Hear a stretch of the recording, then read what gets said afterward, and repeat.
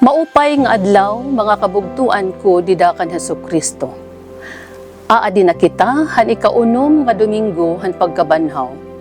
Ako hi Concordia Avila, membro han Catechetical Ministry han Our Lady of Fatima Parish, para hanya na nga Gospel Power hawaray-waray.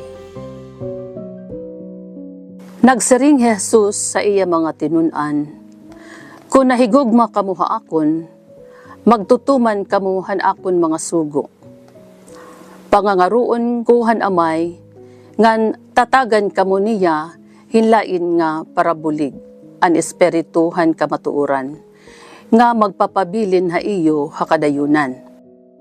Diri makarawat ha iya an kalibutan, kay diri nakita o nakilala an kalibutan ha iya, kundi nakilala kamo ha iya, kay nagpapabilin nga naguukoy hiya didaha iyo.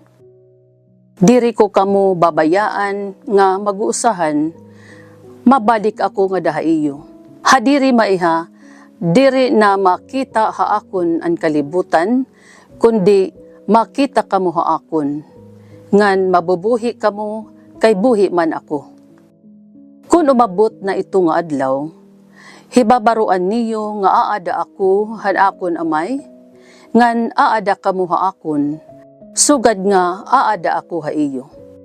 Nahigog mahaakon an bisan hino nga makarawat, ngan magtuman han akon mga sugo. Hihigog maun han akon amay, an nahigog mahaakon. Hihigog maun kuman hiya, ngan magpapakilala ako ha iya. Ang ebanghelyo yan nga adlaw, nagkakapot han saad, nga ang mga natuod kan Jesus, diri magiging ilo o pababayan nga nag-uusahan. Bisan ko nag-uusahan la, ha pisikal, nga nahibubulag ha kadamaan, magkakaadahirahin kaupod ha sakubhan kalugaringon, nga permi nira madadaupan. Ini nga permi aada nga magsaragdon, magigiya, ngan magtututdo, amo anaaruon nga regalo ni Jesus, tikanghan iya amay, nga igahatag ngadtuhan mga nahigugma ha iya, ngan mas ginpakusog pa ini, nga iagugma pinaagihan pagsugot ngan pagpaubos. Samtang gintatapos ni Jesus an iya tunanon nga misyon dinhi kalibutan, ngan mabalik ngadtuhan amay, an relasyon ngadtuhan mga natuod ha iya, indiri tigda hiya nga mauutod ha ira, kundi magpapadayon nga papahilarumon, agud makabot an mas haruitaas nga level, nga paginsuok, pinaagihin nga regalo, an bag-o nga kaugop. Pinaagihan diri nakikita, ini nga espirituhan kamatuuran, bugos nga magiging presente, ngan magius sa kinabuhi, han magtinuuhon. Pinaagihan pag-aghat han espiritu, aton matutuman an sagdon ni Pedro, didahan ikaduha nga barasahon.